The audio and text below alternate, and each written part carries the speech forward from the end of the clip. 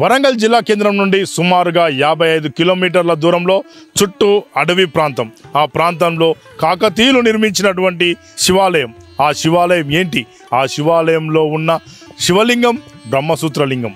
మరి ఆ విశేషాలు ఏంటి, దాని చరిత్ర ఏంటి తెలుసుకునే ప్రయత్నం చేద్దాం. ఆ గ్రామమే గుండంపల్లి గ్రామం. అక్కడికి వెళ్దాం పదండి.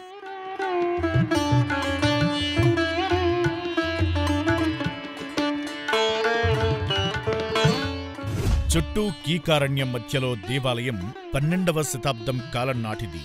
ఈ దేవాలయం కాకతీయులు నిర్మించారు.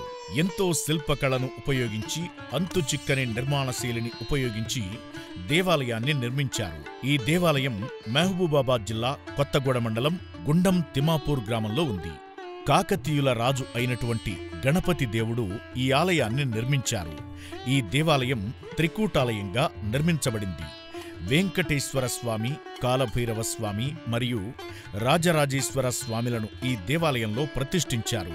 ఎంతో ఘనంగా పూజలు నిర్వహించేవారు. కాకతీయులు ఆ కాలంలో ముఖ్యంగా జలవనరులు ఉన్న చోట అభివృద్ధి జరుగుతుందని నమ్మేవారు. ఆ నమ్మకంతోనే గొలుసుకట్టు చెరువులతో పాటుగా దేవాలయాలను కూడా నిర్మించేవారు. అలాంటిదే పాకాల చెరువు, గండం చెరువుకు మధ్యలో గుండంపల్లి గ్రామంలో ఈ దేవాలయాన్ని నిర్మించారు. ఈ దేవాలయానికి కూడా వారి నిర్మాణ శైలి ప్రకారంగా శాండ్ బాక్స్ టెక్నాలజీతో పాటుగా వారి శిల్ప కళలను ఈ దేవాలయంలో ప్రతిబింబించే విధంగా నిర్మాణం చేపట్టారు.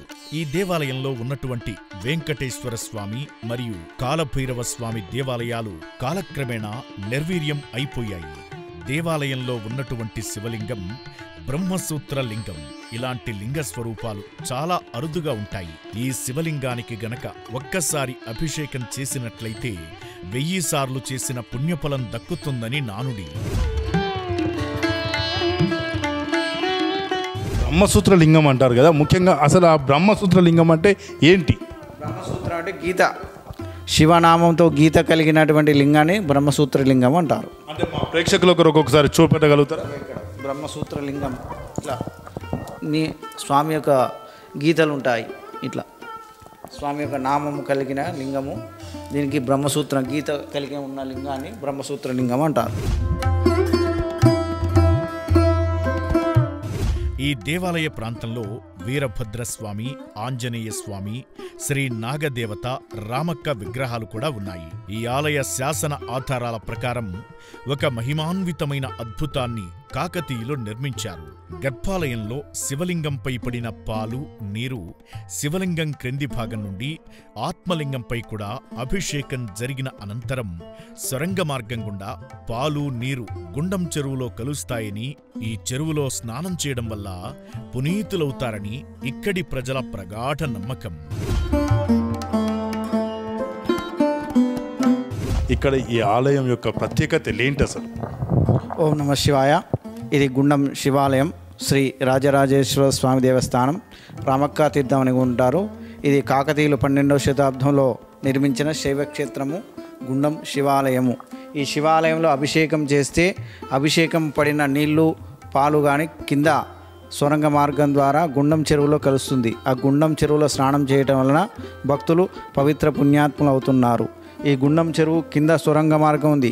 సొరంగ మార్గం ద్వారా ఏయి పోసినా స్వామివారి మీద శివలింగంపై పాలు కానీ నీళ్ళు కానీ ఏయి పోసినా కింద ఆత్మలింగంపై పడి సొరంగ మార్గం ద్వారా గుండం చెరువులోకి వస్తుంది. ఈ యొక్క మహిమాన్వితమైనటువంటి కాకతీయులు ఒక అద్భుతమైన శైలిలో నిర్మించినారు.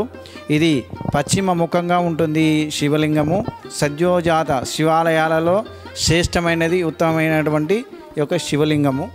ఈ శివలింగాన్ని దర్శిస్తే సప్తజన్మ పుణ్యఫలం కలుగుతుందని మనకు శాసన ఆధారాలు కానీ ఇక్కడ ఉన్న ఆలయ చరిత్ర విశేషాలు కానీ మనకు తెలుపుతున్నది. దాదాపు ఇది నిర్మించి దాదాపు 1000 సంవత్సరాలు కావస్తుంది. ఇప్పటికి కూడా కోరిన వారి కొంగు బంగారమే వెలసిల్లుతున్నదని చెప్పవచ్చు. పూర్వకాలంలో ఈ శివాలయం చుట్టుపక్కల ఆదివాసీ గిరిజనులు నివసించేవారు. ఈ ఆలయాన్ని సేవిస్తూ ఉండేవారు. ఒక గిరిజన దంపతులు సంతానం లేక విచారిస్తుండగా ఒక మహాశివరాత్రి పర్వదినాన గుండం చెరువులో స్నానం చేసి శివలింగానికి అభిషేకం పూజలు చేయడం వల్ల వారికి సంతానం లభించిందని, కార్తీక పౌర్ణమి రోజున ఆ దంపతులకు పండంటి ఆడబిడ్డ జన్మించింది. ఆ పుట్టిన బిడ్డకు రామక్క అని నామకరణం చేశారు. రామక్క తన చిన్నతనం నుంచే ఈ శివాలయంలో ఆరాధన చేయడం వల్ల రామక్క భక్తికి మెచ్చిన శివుడు వరం ప్రసాదించాడు. అప్పట్నుంచి ఈ శైవ క్షేత్రంలో రామక్క జాతరగా పేరు పొందింది. ఈ ఆలయం నిర్మించి సుమారు 100 సంవత్సరాలు కావస్తోంది. ఇంత చరిత్ర కలిగిన దేవాలయం కాకతీయుల యుగంలో నిర్మించబడడం, అప్పటి యంత్రబలం, మంత్రబలం, దైవబలం వల్ల ఇప్పటికీ కోరిన కోరికలు తీరుతాయని ప్రజల ప్రగాఢ నమ్మకం. కోరిన కోరికలు తీరుస్తూ కొంగు బంగారంగా ఆ పరమశివుని దివ్య ఆశీస్సులు పొందుతున్నట్టుగా ఇక్కడి ప్రజలు నమ్ముతారు. ఇక ఈ దేవాలయంలో ప్రతిరోజు ధూపదీప నైవేద్య పూజాది కార్యక్రమాలు, అభిషేకాలు, అర్చనలు ఎంతో విశేషంగా జరుగుతాయి. ఆలయంలో శివ కళ్యాణం మరియు పల్లకీ సేవ జరుగుతాయి. ప్రతి నెల అరుంధతి నక్షత్రం రోజున మహాలింగార్చన, రుద్రహోమం చేయబడతాయి. ఈ చుట్టుపక్క గ్రామాల ప్రజలు వారి వ్యవసాయ పనులు ప్రారంభించే ముందు ఖచ్చితంగా ఈ దేవాలయంలోకి వచ్చి ఆ శివునికి అభిషేకం చేసుకున్న అనంతరమే వారి వ్యవసాయ పనులు ప్రారంభిస్తూ ఉంటారు. అంతేకాకుండా వారి ఇండ్లలో నిర్వహించేటటువంటి నామకరణాలు, అక్షరాభ్యాసాలు, అన్నప్రాసన లాంటివి కూడా భక్తులు ఇక్కడ నిర్వహించుకుంటూ ఉంటారు. ఎంతో చరిత్ర, ఘన వైభవం కలిగిన ఈ దేవాలయాన్ని పునర్నిర్మించి పునర్వైభవం తీసుకొచ్చే దిశగా దేవాదాయ మరియు పురావస్తు శాఖ వారు చర్యలు చేపట్టాలని కోరుతున్నారు. ఈ చుట్టుపక్కల గ్రామ ప్రజలు వచ్చి ఇక్కడ సేద తీరేందుకు ఎలాంటి వసతులు లేకపోవడంతో చాలా ఇబ్బందులకు గురవుతున్నారు. నీటి సౌకర్యంతో పాటుగా కొన్ని వసతులు ఏర్పాటు చేస్తే ఇక్కడ చాలా మంది వచ్చి ఒక 2-3 దినాలు ఉండి వెళ్లే విధంగా వసతులు ఏర్పాటు చేయాలని కోరుకుంటున్నారు. చాలా మంది గ్రామాల నుండి వలస వెళ్లిన వారు ఉన్నారు.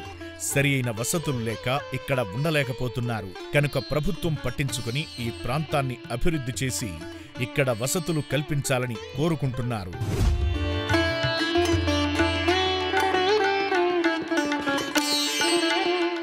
మరి ఈ దేవాలయం అభివృద్ధి చేయాలంటే ఎలాంటి పరిణామాలు కావాలి, ఏంటి అసలు మీరేమనుకుంటున్నారు? ఇది ఎండోమెంట్ ద్వారా కానీ ప్రభుత్వం ద్వారా కానీ ఈ యొక్క సహాయ సహకారం చేయడం వల్లనే ఈ యొక్క ఆలయ అభివృద్ధి జరుగుతుంది. దీని యొక్క పునర్నిర్మాణం ఇద్దరికి గత వైభవంలో కాకతీయులు ఏ విధంగా నిర్మించిపోయినారో అదేవిధంగా చేయటకు ప్రభుత్వం సహకరిస్తే బాగుంటుంది. ఎంతోమంది ప్రముఖులు వస్తుంటారు కానీ చూసి వెళ్తున్నారు తప్ప ఏది ఇంతవరకు పట్టించుకున్న వారు ఎవరూ లేరు. ఎండోమెంట్ వారు కానీ ఇతర అధికారులు కానీ గ్రామంలో ఉన్నటువంటి మండలంలో ఉన్నటువంటి అధికారులు కూడా ఎవరు కూడా పట్టించుకోవడం లేదు. ఒక విధంగా చూసుకున్నట్టే ఈ దేవాలయం వచ్చేసి పురావస్తు శాఖలో కలుస్తుంది, అదేవిధంగా చూసుకుంటే ఎండోమెంట్లో కూడా కలవాలి. మరి ఇంతవరకు ఎందుకు రాలేదంటారు అధికారులు? దానికి కారణం ఏదో పురావస్తు శాఖ సంబంధించిన వాళ్ళ ఇది ప్రాచీన శివాలయాలు కాబట్టి పురావస్తు శాఖ సంబంధించిన వాళ్ళదని వీళ్ళు పట్టించుకోవడం లేదు. వాళ్ళు మాకేమైనా వీళ్ళు పట్టించుకోవడం లేదు. ఎవరు దానికి ఆ విధంగా అవుతుంది అన్నట్టు.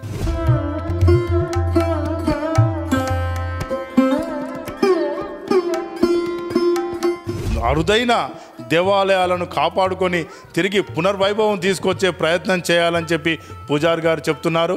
కెమెరామెన్ నయీంతో ప్రదీప్ రాజు, గుండంపల్లి, S6 న్యూస్.